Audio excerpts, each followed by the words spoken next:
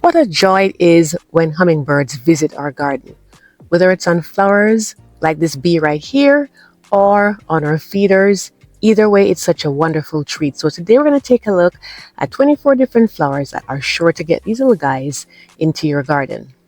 Welcome back, and welcome my first timers. My name is Marlene.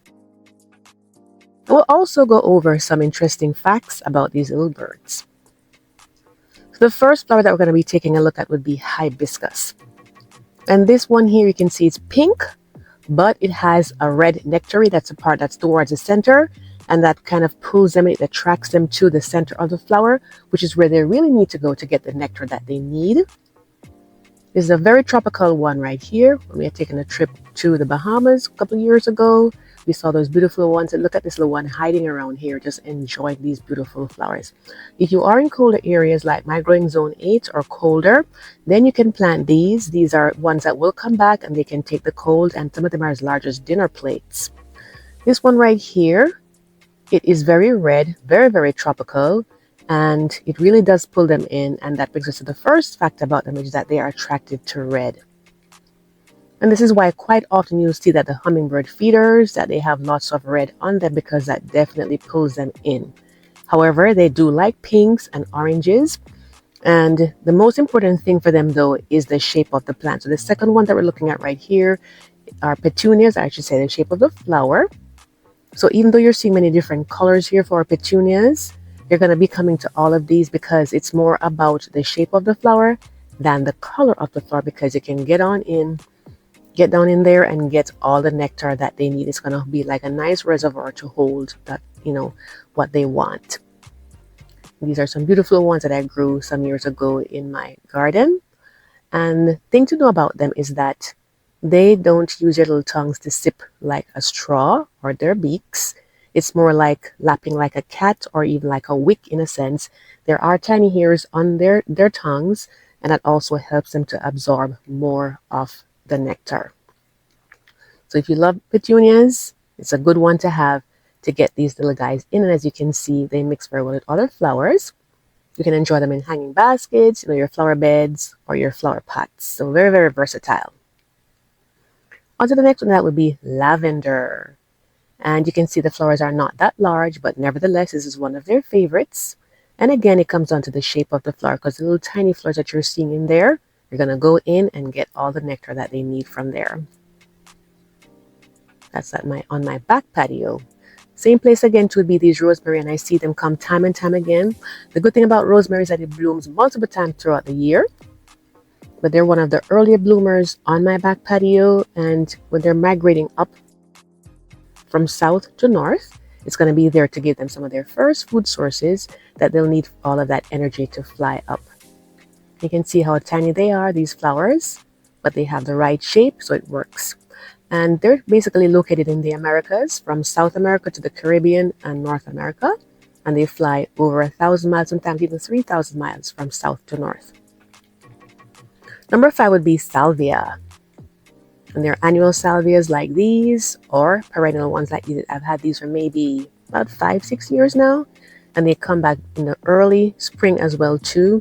So these are one of my early bloomers as well. So when they're migrating up, this is going to help them to get the nectar that they need to keep going, because they do start out pretty early, in their migration process, some of the species of them. And this is a closer up of the salvia. And I find quite often that the ones that bees like, hummingbirds, seem to go for those more than the ones that butterflies like. This is more salvia over here. These are some red ones. You can see how vibrant they are. And of course, this is definitely going to pull them in. So this is a good one to have. It is an annual in my area, though, my growing zone 8. Moving on to number 6, and that would be lantana. This is our drought-tolerant one.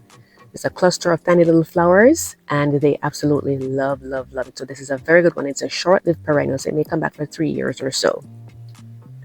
Moving on to number 7, and that would be hostas. And this one is a definite favorite of hummingbirds. And this plant likes shade to part shade, and they seem to be particular to part shade areas. Even though they'll be in sunny or shaded areas, it doesn't matter to them.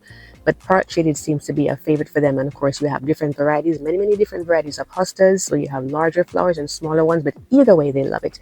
These are my neighbors, and I always enjoy sitting in my garden and just seeing them come by and just enjoying it. Next one would be trumpet vine, another favorite of theirs. And again, you can see the shape of the flowers and the vibrant color. They absolutely love that. The thing about them though is that once a camera comes out, they fly away. So it's kind of hard for me to capture them when they're feeding, but it's okay.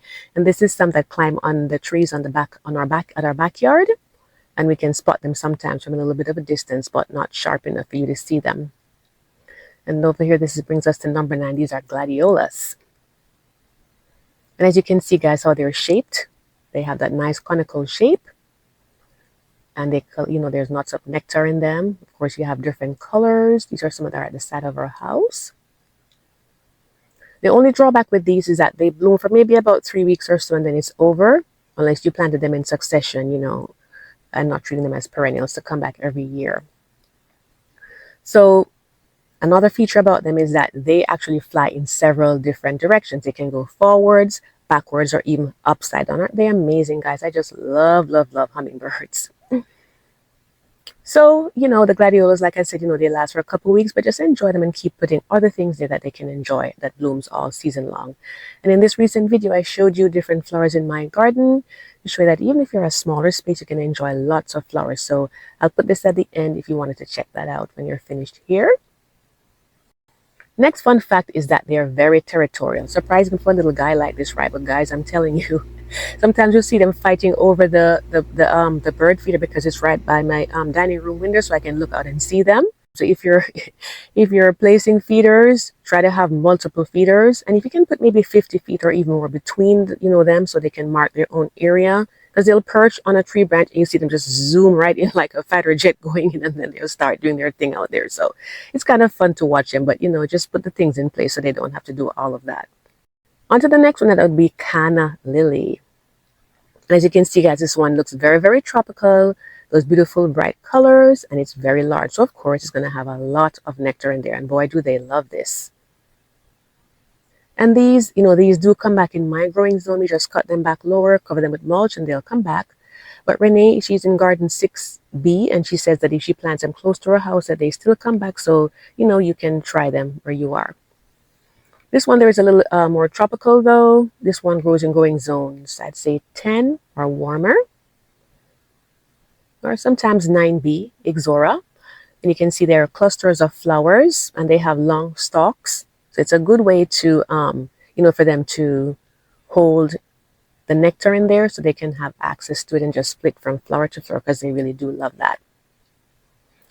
And just to show you, we did put a playlist together for you last summer of some tropical flowers when we went to visit my mom's home. These are her beautiful ones right here. So I'll put it at the end if you wanted to take a look at that when you get a chance at the end of this video.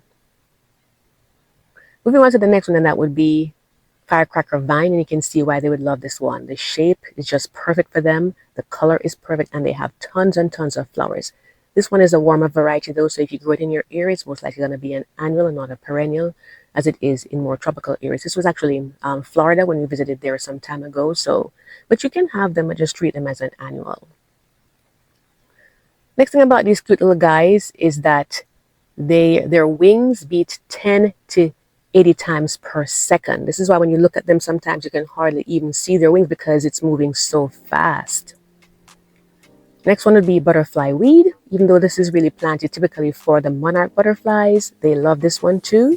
So you'll be serving multiple pollinators if you put this out in your garden.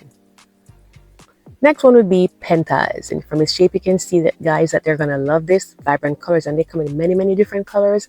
They are annuals in my area, but either way they're pretty inexpensive too, so you can always get them and put more and more of them each year. Look at how vibrant that color is. And I just wanted to say thank you, guys. We've been away for a little bit, but thank you so much for supporting us in so many ways on this channel. We really appreciate you so much.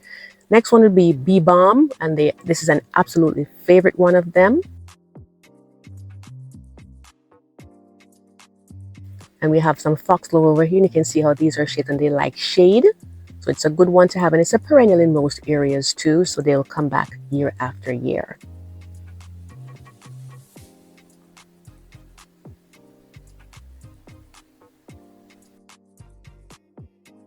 You can see there are different colors there. And over here now we have phlox. And for this one, but it's a perennial in my area. They're pretty inexpensive. You just put, and typically they'll have them like even in the late summer, you can plant them or early fall. And this one, the nectary is white. And this other one over here, the nectary is of a more red color. So anything that's going to pull them in will work. But most often you'll see that the nectary is red for these little guys. But either way, they're going to come on in. And it's good to buy them when they're, not fully open. So you have them to serve you for a long time over, weeks and weeks of blooming. So it's good to have flowers that, have a long bloom time as a mix with those that have a shorter bloom time. Next fact about them is that they are intimidated by wasps. So you'll notice that sometimes if you have them there, you see wasps coming, they don't like them. And it's kind of like a little bit of a struggle between them. They say that wasps hate yellow. So if you take the yellow off the feeders, and that might keep them away. I've never tried that myself, but it's something to look into, and just, have multiple feeders again. So, they have more options at any given time. And I just wanted to take a moment to invite you to subscribe to our channel if you have never done so before. We do garden tours, we do garden DIYs, we show you what's at the garden center, and just go over, mistakes that we and others have learned from, so you can have a great garden experience. So be sure to hit the bell twice, so that way you will never miss an upload. And thanks so much for the support of our channel members. We really and truly appreciate you. It means so, so much what you do for our channel. Next one is that they will get sick from old food that you have made for them. So if you use the feeders, it's like in the upper 80s and 90s, you'll want to change it like every other day or at least every third day. Otherwise they can get bacterial infections and fungal infections, and it swells their tongue, which is not good for them. They can die.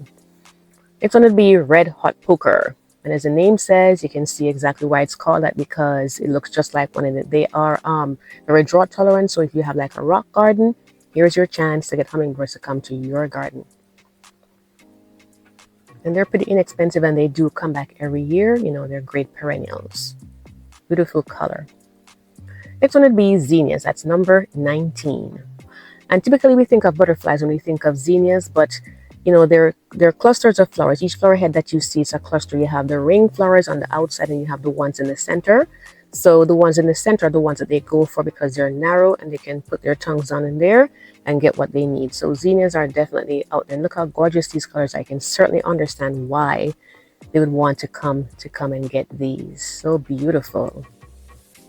Fuchsia is another good one, again, and it likes shade, and they're perfect for hanging baskets because they have that cascading, growing habit. Next would be Mandevilla. That's number 21. And these are very tropical in how they look. They're annuals in my growing zone 8, but you can see how gorgeous the colors are and how they're shaped. And the good thing about them is because they're climbers, you can wrap them around, so there's more vertical interest, and it's easier for them to see them, easier for them to reach them. And so it works out really, really well. And of course, having feeders nearby to, pull them in is always very, very helpful. So that way they can pick it out more easily. Next one is that the world's smallest bird is a bee hummingbird, and they're as small as a cashew nut. Can you believe that, guys? They're so tiny and so cute. Next one is Alstroemeria. And this one is a perennial in my area, and you can see those beautiful bright colors. So of course they're attracted to them. So it's a good one to have. Usually you see this on sale like in the springtime. You can just plant them out and they'll come back year after year for you. Next one would be Calibrachoa. And they look a little bit like petunias to me personally, but they're not. But they're very, very similar in how they look and how they grow. They're great for trailing and, just using different areas. Look how gorgeous that one is right there. It's bursting with color.